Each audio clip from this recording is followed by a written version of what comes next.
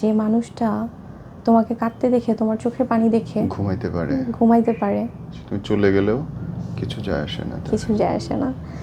এমনও সময় গেছে আমি জাস্ট টাইলসের মধ্যে কাঁদতে কাঁদতে ঘুমাই গেছি ফ্লোরে।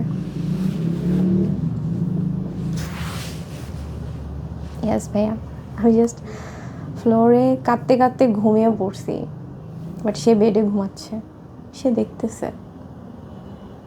No response. Where is love? There is no love.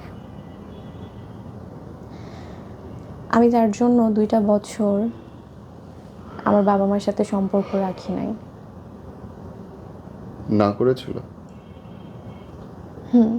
কোনো একটা কারণে আমার বাবা মার সাথে তাদের প্রবলেম ছিল।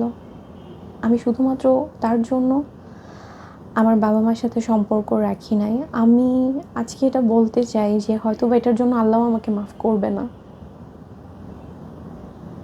জাস্ট